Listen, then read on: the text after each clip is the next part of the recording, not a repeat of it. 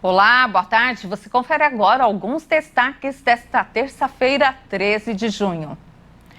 A indústria de São Paulo recuou 0,2% em abril e a produção está 3,2% abaixo do período pré-pandemia.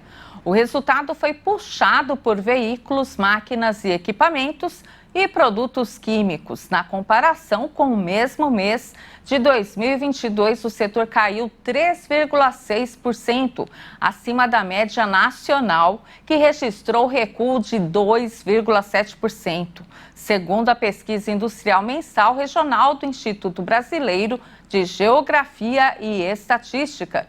Na média nacional, o recuo foi mais intenso, de 0,6%. Segundo o Banco Central, estão sendo implementadas novidades para ampliar as modalidades do Pix, em que os clientes poderão optar por pagamentos com o Bolepix, Pix Garantido, Pix Automático e portabilidade das dívidas do rotativo. O Bolepix traz a solução do pagamento via boleto com a praticidade do Pix. Com essa solução, a forma de pagamento do negócio se expande e pode evitar vários desafios que é enfrentado no e-commerce e loja física. O Pix Garantido é uma modalidade de pagamento prevista na agenda no Banco Central para o Pix. Na prática, será possível parcelar compras pelo Pix com garantia de recebimento para quem vender.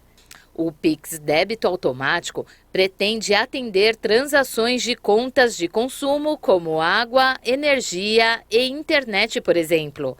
Portanto, da mesma forma que as pessoas podem programar os débitos nos aplicativos bancários, o Pix terá essa atribuição.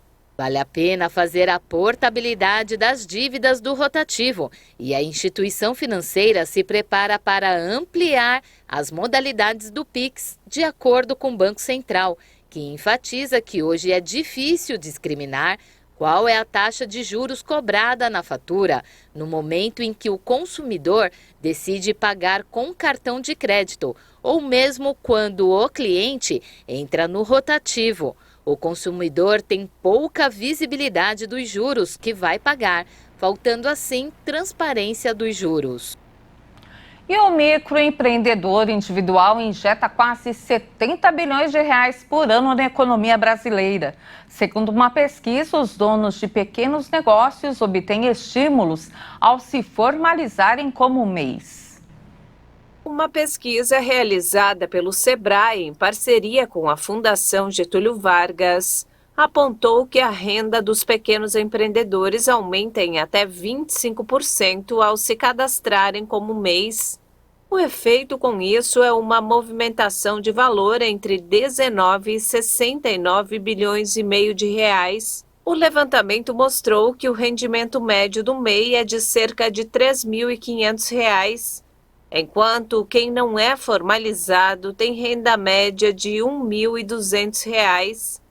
Parte dessa diferença se explica pela escolaridade maior do primeiro grupo, mas só a formalização é responsável por um ganho de até R$ 400 por mês.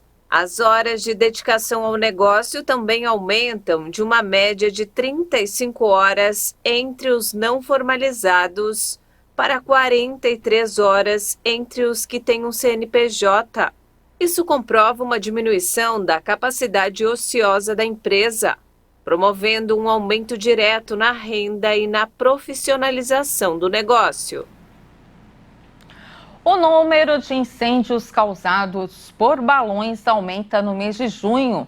Os flagrantes se tornam cada vez mais frequentes. Soltar balão é uma prática muito perigosa, considerada um crime ambiental.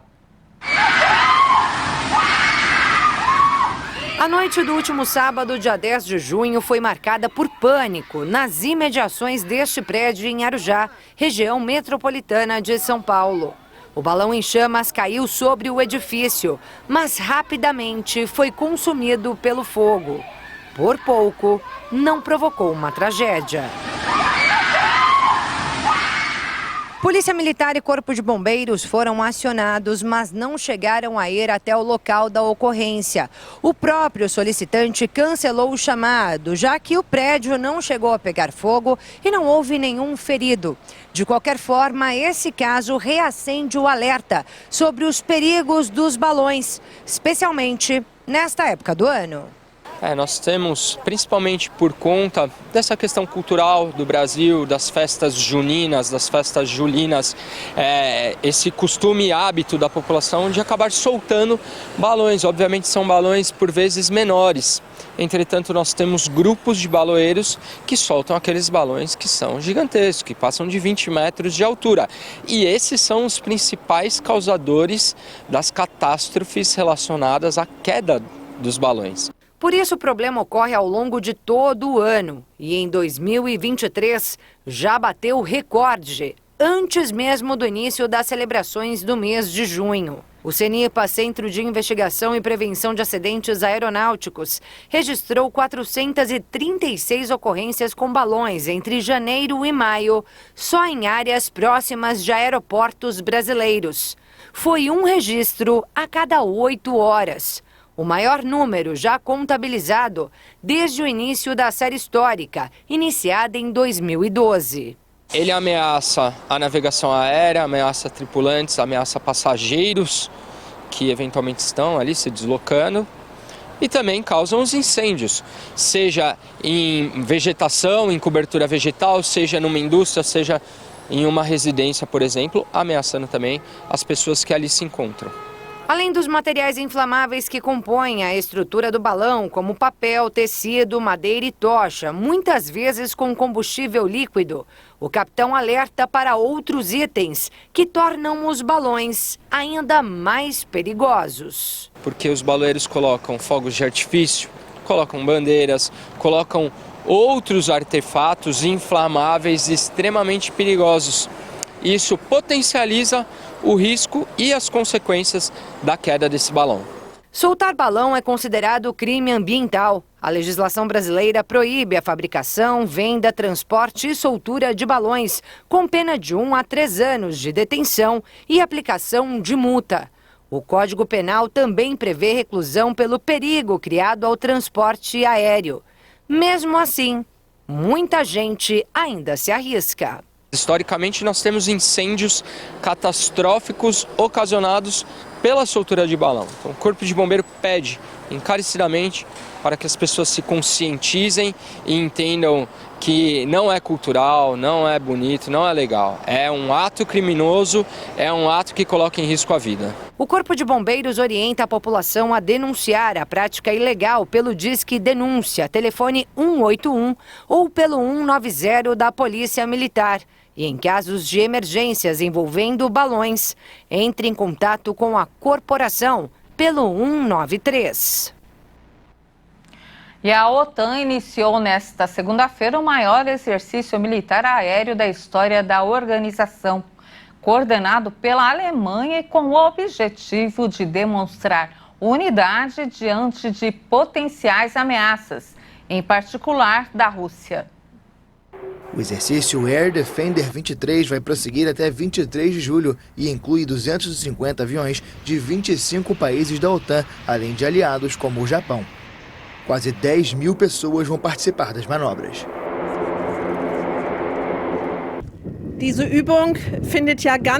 Esse exercício ocorre deliberadamente em um nível que não pretende contribuir para a escalada de tensões. Claro que há uma presença grande e também é importante enviar um sinal claro para a Rússia, mas também deveria ser pesado e ponderado. Os exercícios pretendem fortalecer a interoperabilidade, além da preparação para proteção contra drones e mísseis de cruzeiro em caso de ataques a cidades, aeroportos ou portos nos países da OTAN. As manobras incluem treinamentos em nível operacional e tático, principalmente na Alemanha, mas também na República Tcheca, Estônia e Letônia. Eu fico por aqui, mas volto daqui a pouquinho no Boletim das 5. Tenha uma excelente tarde.